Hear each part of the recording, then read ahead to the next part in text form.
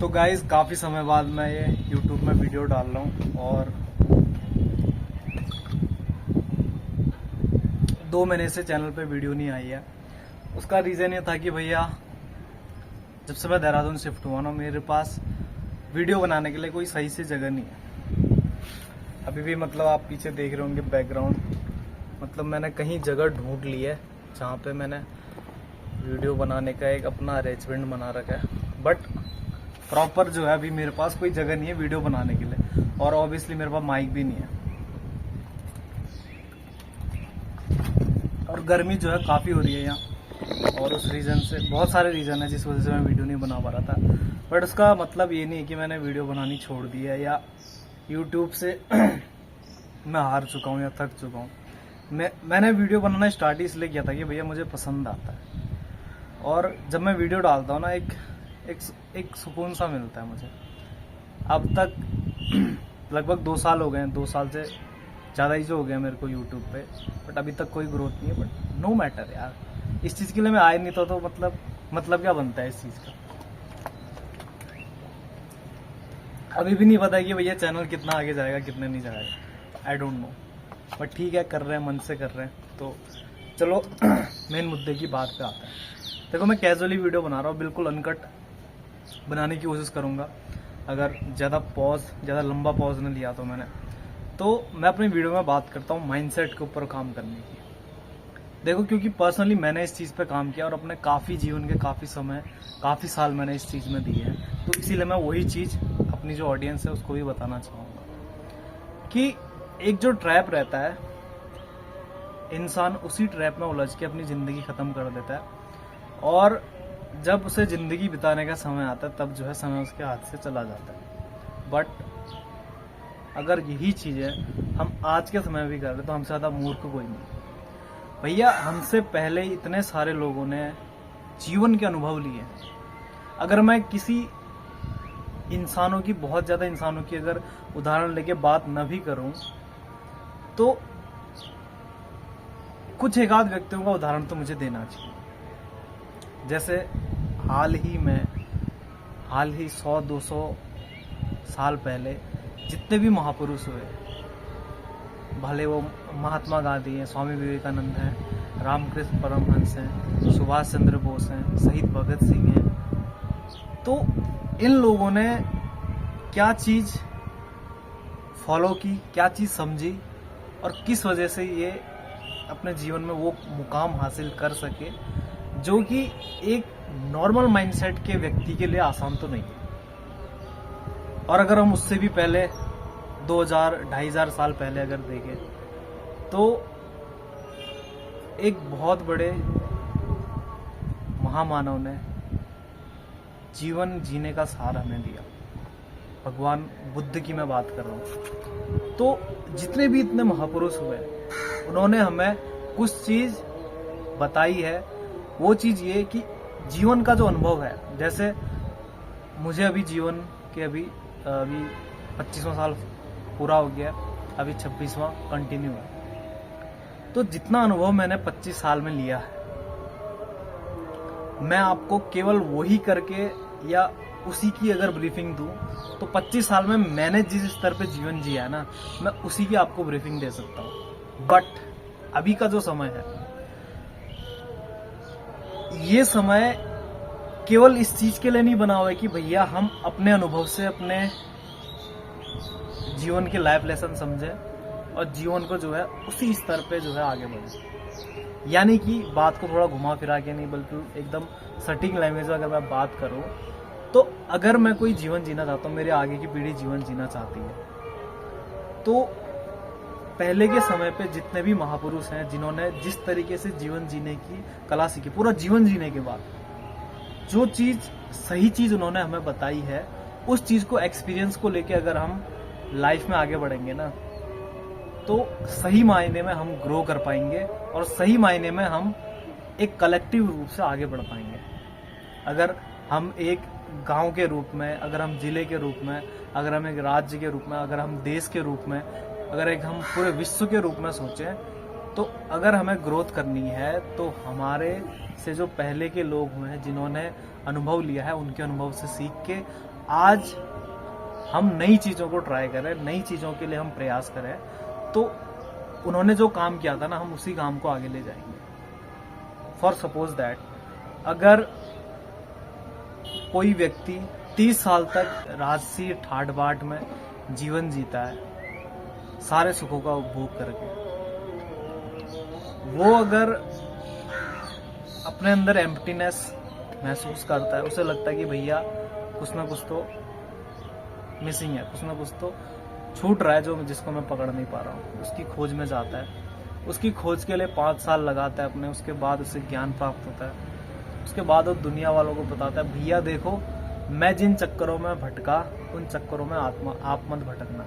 या अगर भगवान बुद्ध की बात ना करें, अगर हम किसी आज के समय के इंसान की भी अगर हम बात करें, जैसे कोई एक बच्चा है, कोई अपना आइडल मान लेता है कि भैया उसके आसपास में जो कलेक्टर होता है या एसडीएम जो भी होता है उसको अपना आइडल बनाता है, या कोई डॉक्टर को अपना आइडल बनाता है, तो वो सोचता है कि भैया मेरे को जो है अपनी लाइफ में ये बनना है। हर कोई बच्चा सोचता है।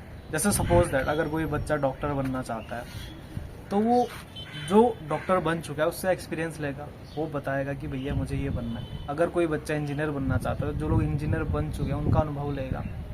अगर कोई इंसान सही तरीके से जीवन जीना चाहता है तो वो ऐसे लोगों से सलाह ले जो जीवन में सुखी हैं, है ना।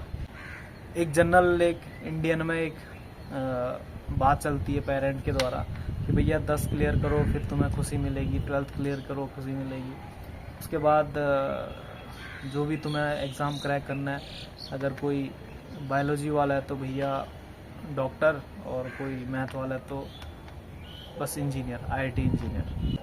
एक ऑर्थोडॉक्स थिंकिंग है, मतलब ना जनरली डॉक्टर है इंजीनियर। खैर आज के टाइम पे तो ऑप्शन बढ़ गया, बट यही एक मानसिकता रहती है। तो मेरी लाइफ में जब ये फेज़ आया, 10th क्लियर कर लिया, ठीक है, कुछ नहीं मिला भैया जो आप लोगों ने बोला था या पेरेंट ने बोला था। 12th क्लियर किया, ऐसा कुछ नहीं मिला, अच्छे मार्क्स से क्लियर किया। उसके बाद भी यही रेस। फिर मैंने क्वेश्चन किया अपने आप को कि भैया क्या जो चीज़ आप पाना चाहते थे उस चीज़ के लिए आप प्रयास कर रहे हो, ये तो आपको फिर रेड रेस में घुमाया जा रहा है। आपके सामने कुछ दिखाया जा रहा है, बट आपको जो गोल है वो आपसे सामने होते हुए भी बहुत दूर है। आप उसको अचीव तो कर रहे हो बट वो आपके हाथ नहीं आ रहा है। तो क्या इस तरीके से मुझे जीवन जीना है? तो मेरा आंसर था भाई नो।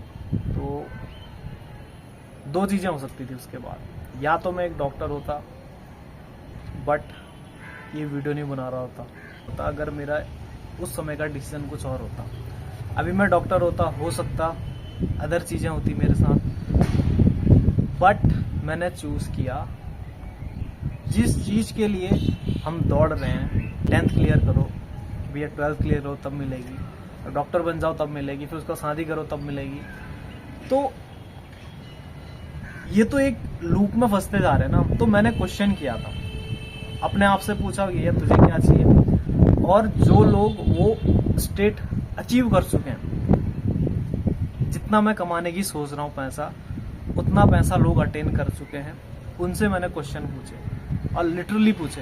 जो डॉक्टर थे उनसे पूछे, जो डॉक्टर की पढ़ाई कर रहे थे उनसे पूछे, और सबका आंसर एक तरीके से ये था कि भैया कि जो आप सोच रहे हो ना कि भैया ये मिल जाएगा कि इसके बाद तो लाइफ सेट हो जाएगी, ऐसा बिल्कुल भी नहीं। बट हाँ, और लोगों से जो है जो जीवन स्तर है वो आपका बेहतर हो जाएगा अगर आप डॉक्टर हो। अगर आप एक साधारण मनुष्य की तरह जीवन जीना चाहते हो, या कोई नॉर्मल काम धंधा ढूंढ के खुश रहना चाहते हो, तो उससे तो बेटर है डॉक्टर। तो इस तरीके के प्रश्न मिले, और ऐसे कई लोगों से बातें करी कि भैया इतना लेवल अचीव हो चुका है पैसे का कि भैया अब जो है उसके आगे, एक यंग एज में उसके आगे कोई एक्सपेक्ट नहीं करता, कोई सोचता नहीं। खासकर जिस जगह से मैं आता हूँ वहाँ के लिए लगभग 3 लाख रुपए पर मंथ का कमाना एक बहुत बड़ी बात होती है। आजकल तो नहीं, बट हाँ आज से 10 साल पहले की अगर मैं बात करूँ तो बहुत बड़ी बात होती है। तो ऐसे बहुत सारे लोगों से मैंने क्वेश्चन पूछा, और कोई अरबपति थे, उनसे भी पूछा क्वेश्चन तो पूछ सकते हैं ना आप। क्वेश्चन की खास बात है कि आप किससे भी पूछ सकते हैं अगर कोई इंसान ढंग का है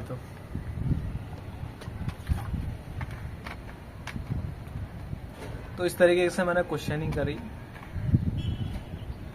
तो मुझे जवाब मिल गया। मुझे जो है डॉक्टर बनना है। वो किस चीज़ के लिए? कि भैया समाज में एक रेपुटेशन हो और शादी के लिए लड़की मिल जाए और जो है मम्मी पापा का नाम जो है थोड़ा लोग इज्जत से लें। इन चीज़ों के लिए मुझे डॉक्टर बनना है। तो ये मैंने एक क्वेश्चन किया कि भैया ये चीज़ तो मैं बहुत सारे लोग कर रहे हैं। फिर मैंने ये सोचा कि भैया ये चीज़ बहुत सारे लोगों की अचीव हो चुकी है, बट क्या वो उसके बाद भी एक ऐसी स्टेज में, जिस स्टेज में भैया हरदम ही खुश रहे हैं, वो चीज़ मैंने कहीं नहीं देखी। तो मैंने डिसीजन लिया कि भैया ये तो मैं कर रहा हूँ अपने पेरेंट के लिए, या मुझे लड़की मिल जाए, शादी मिल जाए, अल्टीमेटली उस चीज़ से मुझे खुशी मिलेगी, तब जो है मैं ये चीज़ कर रहा हूँ। बट उस चीज़ के लिए मैं खुश तो नहीं हूँ ना अभी। तो बहुत सारे कॉन्फ्लिक्ट थे और मेन चीज़ जो थी कि भैया डॉक्टर बन जाओगे तो फिर खुशी मिल जाएगी, वो चीज़ मेरे को नहीं मिल रही थी उस चीज़ से। तो जीवन के कई साल मैंने बर्बाद किए आम भाषा में, आम लोगों की भाषा में। बट अगर कोई मुझसे क्वेश्चन पूछे तो मुझे अपने लाइफ के किसी भी डिसीजन का 1% भी रिग्रेट नहीं, लिटरली 1% भी रिग्रेट नहीं। बट समाज जिस तरीके से है, समाज जिस तरीके से सोचता है, तो बोलना पड़ता है, उनके सामने थोड़ा दुखी दिखना पड़ता है। हाँ भैया हो जाता तो भैया हम भी डॉक्टर बन जाते। ये सारी चीज़ें अब लोग एज्यूम करते तो मैं उनको ना नहीं बोलता हूँ भाई। फिर उन्हें लगता है कि भैया ये कौन सा अलग ही आ गया हमारे समाज में अलग से।